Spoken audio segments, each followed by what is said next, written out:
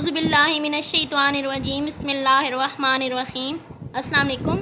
आज से हम रिंग थ्योरी सब्जेक्ट स्टार्ट करेंगे और मैं इसकी कुछ डेफिनेशंस, बेसिक डेफिनेशंस पढ़ेंगे, फिर थ्योरम्स और एग्जांपल्स पढ़ेंगे। रिंग में रिंग थ्योरी की पहली डेफिनेशन है ring a non empty set R together with two binary operations addition and multiplication is said to be ring. कि सबसे पहले हमने एक सेट कंसिडर किया आर, जो कि एक नॉन एम्प्टी सेट है और उसमें दो ऑपरेशन यूज़ हो रहे हैं, एडिशन का ऑपरेशन भी और मल्टीप्लिकेशन ऑपरेशन भी। तो उसको अगर हम उसकी तीन कंडीशन जो यहाँ नीचे बताई गई हैं, अगर वो हम सेटिस्फाई कर लें तो वो जो नॉन एम्प्टी सेट आर है वो रिंग बन जाएगा। पहली कंडीशन है कि R under addition is an abelian group, R under multiplication is semi group, और सेमी ग्रुप का मतलब होता है जिसमें दो प्रॉपर्टी सेटिस्फाई हो रही हों, क्लोजर एंड एसोसिएटिव। और थर्ड है डिस्ट्रीब्यूटिव लॉ होल्ड। डिस्ट्रीब्यूटिव भी दो किस्म के होते हैं, left distributive law and right distributive law. अगर हम पहले अबिलियन ग्रुप की बात करें कि अबिलियन ग्रुप क्या होता है, तो अबिलियन ग्रुप में प्रॉपर्टीज़ होती हैं closure property, associative, identity, inverse. ठीक है, और इसके साथ अगर इनवर्स तक तो ग्रुप बन जाता है, लेकिन अगर उसके साथ हम कम्यूटेटिव प्रॉपर्टी भी ऐड कर दें तो वो अबिलियन ग्रुप बन जाता है।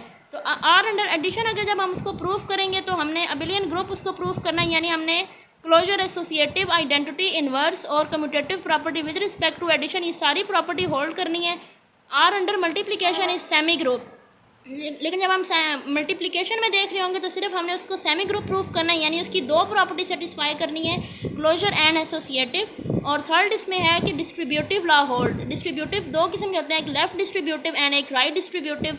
और डिस्ट्रीब्यूटिव जो है ना, ये इसमें एक वैल्यू मल्टीप्लाई हो रही है और जो ब्रैकेट में वैल्यूज़ हैं वो ऐड हो रही हैं, तो ये ए जो है ना ये बारी बारी दोनों के साथ डिस्ट्रीब्यूट हो जाएगा। ये अंडर ये जो बाय डिस्ट्रीब्यूशन जो हम जिसकी वैल्यू की यूज़ करेंगे वो हमेशा मल्टीप्लाई में आएगी। तो ब्रैकेट में वैल्यू प्लस में भी आ सकती है और माइनस भी में भी आ सकती है, लेकिन हम यहाँ पे सिर्फ प्लस वाली यूज़ करेंगे कि A dot B plus C, A dot B plus A dot C. इस तरह माइनस में हो तो A dot B minus A dot C होता है। ये लेफ्ट साइड पे हमने ए को मल्टीप्लाई किया और यहाँ पे राइट साइड पे किया, वो वैल्यू वही लिखी हुई है बी प्लस सी, लेकिन बाहर आ गया A B dot A plus C dot A. तो ये अगर तीन प्रॉपर्टीज़ हम सेटिस्फाई कर दें तो ऐसे नॉन एम्प्टी सेट आर को हम रिंग कहते हैं। ठीक है, नेक्स्ट डेफिनेशन है ring with unity. A ring which contains a multiplicative identity one is called a ring with unity. क्योंकि देखिए हमने इसमें तो अबिलियन ग्रुप सिर्फ हमने अंडर एडिशन में सारी प्रॉपर्टीज़ को देखा था, अंडर उसकी क्लोजर भी, एसोसिएटिव भी, आइडेंटिटी भी, इनवर्स भी, लेकिन हमने अंडर मल्टीप्लिकेशन सिर्फ दो प्रॉपर्टीज़ देखी थी, क्लोजर और एसोसिएटिव। इसमें आइडेंटिटी का जिक्र नहीं हो रहा था, इसलिए हमने एक अलग से इसकी डेफिनेशन बताई है कि रिंग विद यूनिटी का क्या मतलब है।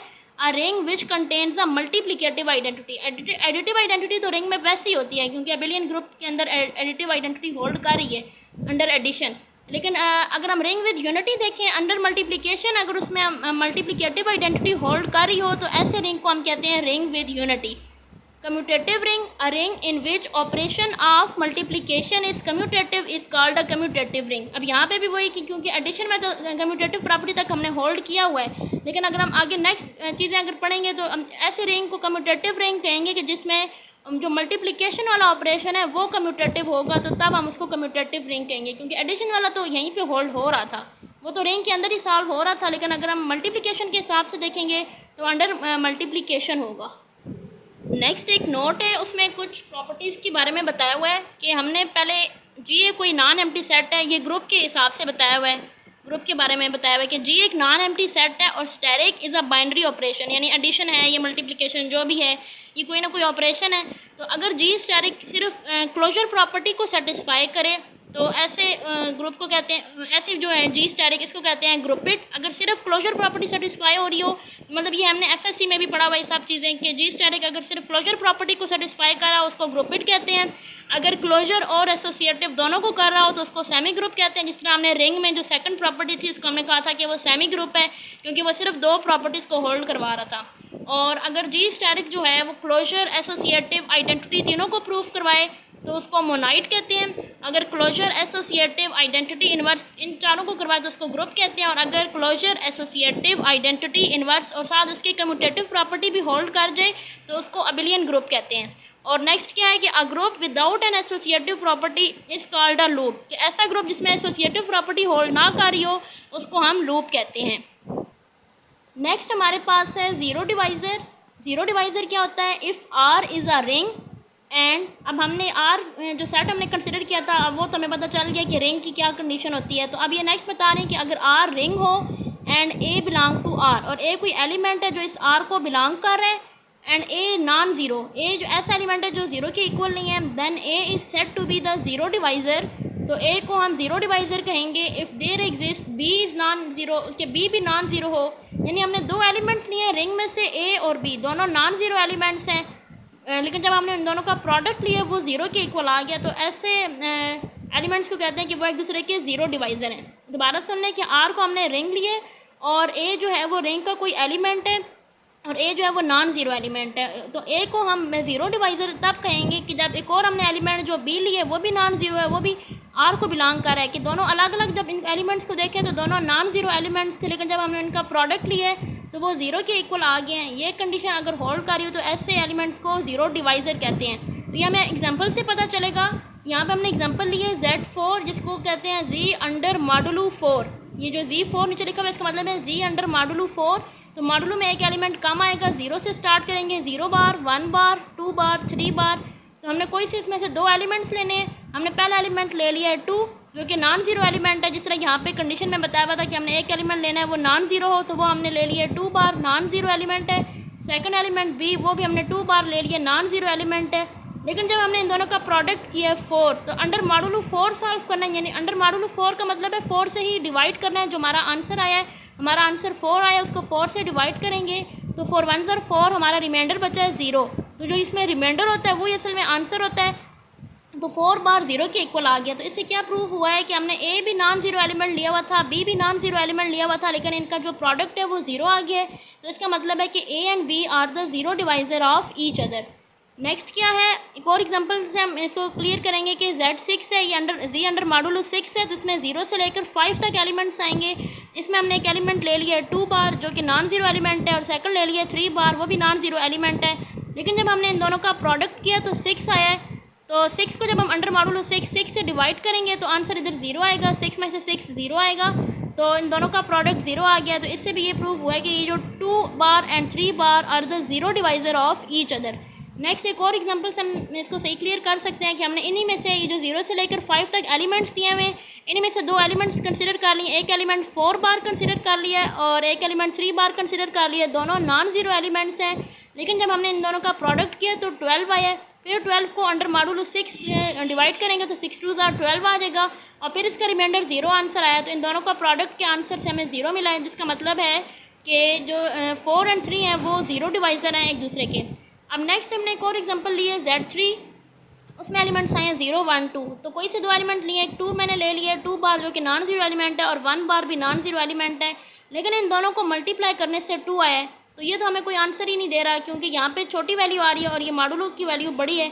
और पीछे हमने जितने भी देखे हैं क्वेश्चन उसमें इनका आंसर बड़ा आ रहा था और मॉडुलो को छोटा आ रहा था। अगर छोटा आएगा तभी तो हम डिवाइड कर सकेंगे, यहाँ पे तो वैल्यू ही छोटी आ रही है, इसको 3 से कैसे डिवाइड करेंगे। तो ये जो है दोनों एक दूसरे के डिवाइज़र्स नहीं है। और एक और चीज़ कि जितने भी ये इवन वाले वैल्यूज़ होती हैं, जिस तरह Z4 Z6 Z8, ये सारे जो हैं ये ज़ीरो डिवाइज़र होते हैं एक दूसरे के। लेकिन जो ऑड नंबर्स वाले एलिमेंट्स हैं, ऑड में भी कौन से, जो प्राइम नंबर वाले एलिमेंट्स हों, सिर्फ प्राइम वाले जो एलिमेंट्स हैं वो एक दूसरे के ज़ीरो डिवाइज़र नहीं बनते, और बाकी जो कंपोजिट वाले हैं वो एक दूसरे के ज़ीरो डिवाइज़र बन सकते हैं। नेक्स्ट हमारे पास क्या है, इंटीग्रल डोमेन। ज़ीरो डिवाइज़र से नेक्स्ट हम पढ़ेंगे integral domain. A commutative ring R is an integral domain if and only if it has no zero divisor. अब ये ज़ीरो डिवाइज़र से उलट है कि अगर किसी रिंग का ज़ीरो डिवाइज़र एग्जिस्ट ना कर रहा हो तो ऐसी रिंग को इंटीग्रल डोमेन कहते हैं। लेकिन इसमें एक नेक्स्ट चीज़ ये बताई हुई कि वो रिंग कौन सी होनी चाहिए, कम्यूटेटिव रिंग, यानी उसमें कम्यूटेटिव प्रॉपर्टी भी होल्ड करनी चाहिए अंडर मल्टीप्लिकेशन। कम्यूटेटिव रिंग का मतलब है कि जो अंडर मल्टीप्लिकेशन कम्यूटेटिव की प्रॉपर्टी को होल्ड करवा रही है उसको हम कहते हैं कम्यूटेटिव रिंग। तो कम्यूटेटिव रिंग R को हम इंटीग्रल डोमेन तब कहेंगे कि जब इसका कोई ज़ीरो डिवाइज़र एग्जिस्ट ना कर रहा हो, या इसकी दूसरी फॉर्म क्या है, इसको हम लिख सकते हैं कि a commutative ring R is an integral domain if and only if A B belong to R, कि दोनों एलिमेंट्स जो हैं ये R को बिलोंग कर रहे हैं। तो इसकी क्या कंडीशन है कि A डॉट B ज़ीरो होगा and at least one of them A और B ज़ीरो। ज़ीरो डिवाइज़र में हमने क्या किया था कि अगर A भी नॉन ज़ीरो है, B भी नॉन ज़ीरो है, तो उनका प्रोडक्ट ज़ीरो के इक्वल आना चाहिए।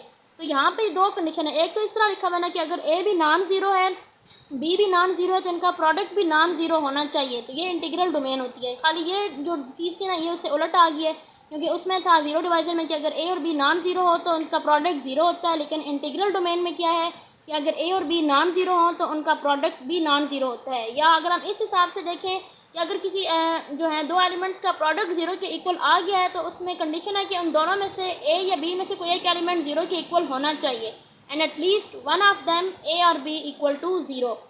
हम ये एग्जांपल से मैं इसको क्लियर करेंगे। हमने सेट ऑफ इंटीजर लिया है 0 +-1 +-2 +-3 up to so on is an integral domain. ये इंटीग्रल डोमेन कैसे है कि हमने इसमें एक एलिमेंट पहले हमने इसको इस कंडीशन के हिसाब से किया हुआ है कि जिसमें कहा हुआ है कि अगर इनका प्रोडक्ट नॉन ज़ीरो हो तो एटलीस्ट वन एलिमेंट जो है वो ज़ीरो के इक्वल होना चाहिए। तो हमने एक एलिमेंट ले लिया 0 और बी एलिमेंट लिया 2 जो कि नॉन ज़ीरो एलिमेंट है। तो इनका जो प्रोडक्ट है 2 × 0 0 के इक्वल ही आएगा। तो ये कंडीशन इस हिसाब से प्रूव हो गई है। और नेक्स्ट हमने इस लिहाज से इसको चेक करेंगे कि वो क्या है कि ए जो है वो 2 है जो कि नॉन ज़ीरो एलिमेंट है, और बी जो है 3 वो भी नॉन ज़ीरो एलिमेंट है। तो उनका जो प्रोडक्ट आया है 6 वो भी नॉन ज़ीरो एलिमेंट है, क्योंकि हम इनको मॉडुलो के हिसाब से सॉल्व नहीं कर रहे हैं। अंडर मॉडुलो जो है वो ज़ीरो डिवाइज़र में सॉल्व होते हैं, इंटीग्रल डोमेन में मॉडुलो के हिसाब से सॉल्व नहीं कर सकते। अगर हो भी तो वो सिर्फ जो प्राइम वाले एलिमेंट्स हैं वो सॉल्व नहीं हो पाते। और यह एक रिज़ल्ट है कि ZP equal to 0 1 2 3 up to so on P -1। ये अब सारे वो मॉडुलो वाले एलिमेंट लिखे हुए हैं। अगर यहाँ पे P है तो यहाँ पे उससे एक एलिमेंट कम है P -1, वो इंटीग्रल डोमेन होगा। यानी जितने भी प्राइम एलिमेंट्स हैं Z3 Z5 Z7 ये सारे जो हैं ये इंटीग्रल डोमेन होते हैं, और उसमें P जो है ये प्राइम नंबर को शो कर रहा है। नेक्स्ट हमारे पास है डिवीजन रिंग। डिवीजन रिंग में क्या होता है, a ring R is set to be division ring if its non zero elements forms a group under multiplication. कि ऐसे रिंग को हम डिवीजन रिंग कहेंगे कि उसका एक नॉन ज़ीरो एलिमेंट जो है वो ग्रुप बना रहा हो अंडर मल्टीप्लिकेशन। ग्रुप की क्या कंडीशन होती है, ग्रुप में जो हमने पीछे एक नोट पढ़ा था जिसमें अगर सिर्फ क्लोजर प्रॉपर्टी होल्ड कर रही हो तो उसको हम ग्रुपिड कहते हैं। क्लोजर और एसोसिएटिव कर रही हो तो सेमी ग्रुप कहते हैं। क्लोजर एसोसिएटिव और आइडेंटिटी कर रही हो तो मोनाइट कहते हैं। और उसके साथ अगर हम इन्वर्स प्रॉपर्टी होल्ड करवाएं तो उसको ग्रुप कहते हैं। तो ये ग्रुप में सिर्फ ये उस प्रॉपर्टी को देख रहे हैं जिसमें हम इन्वर्स प्रॉपर्टी अगर अंडर मल्टीप्लिकेशन होल्ड करवाएं तो ऐसी रिंग को हम कहेंगे डिवीजन रिंग। अब इसमें जो एलिमेंट लिखा हुआ है नॉन ज़ीरो एलिमेंट, क्योंकि अगर हम ग्रुप में देखें अंडर मल्टीप्लिकेशन तो इन्वर्स का क्या मतलब है, अगर मल्टीप्लिकेशन देखा जाए तो 2 का इन्वर्स होगा 1/2, 3 का 1/3, तो 0 का तो आ जाएगा 1/0 जो कि इन्फिनिटी बन जाता है और एग्जिस्ट ही नहीं करता। इसलिए इन्होंने लिखा हुआ है कि नॉन ज़ीरो एलिमेंट होना चाहिए।